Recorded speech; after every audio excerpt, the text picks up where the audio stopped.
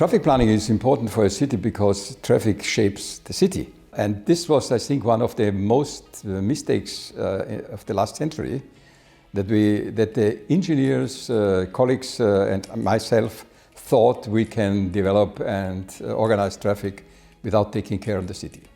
And the situation was for 10,000 years that the pedestrians have formed the city, because the transport system was the pedestrian system. And this is sustainable, this is social agreeable, and this is economically profitable for the city. But when the car came in use and in mass use, we changed the basics of transport and urban planning, and we have built cities for cars instead of cities for people. This we have discovered during the last 40 years, and we have built the tools to repair existing cities and prevent the fundamental mistakes for new city parts and city quarters. In 1968, I was able to pedestrianize the city center in Vienna. This city center had to carry about 120,000 cars every day. Today, I would say there are only about 3,000–4,000 cars for delivery at the delivery period. But the rest of the time of the day, the city center has been given back to the people and given back to the city economy. It has one of the biggest concerning turnover shopping centers in Middle Europe, I think, and in Austria especially. But it has the best quality, I think, compared to all the other shopping centers which have been new built.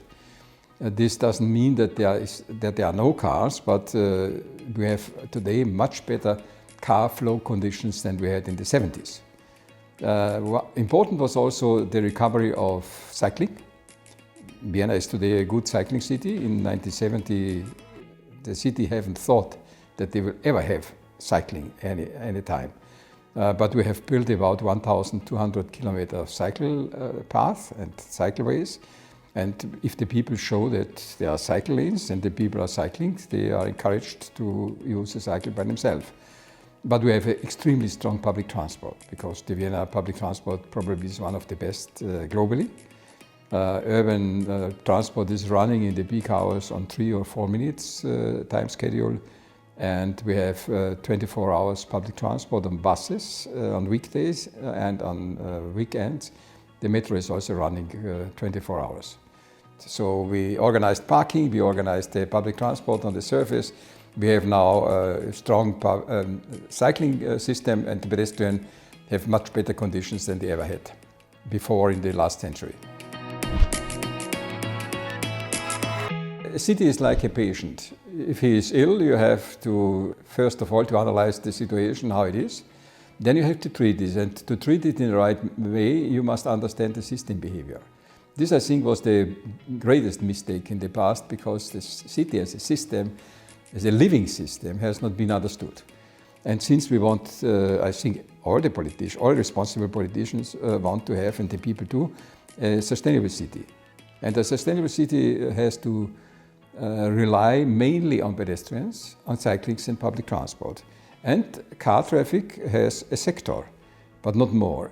If car traffic starts to dominate the urban body, then the city is endangered in the future. And this is exactly the tools we have now also prepared the scientific background, because traditional transport planning and traditional urban planning had no scientific basis. The traditional urban transport and city planning was based on assumptions. You need 3 partners. You need the politicians, you need the administration, and you need the experts. And if all of 3 are number one, you get the number one solution.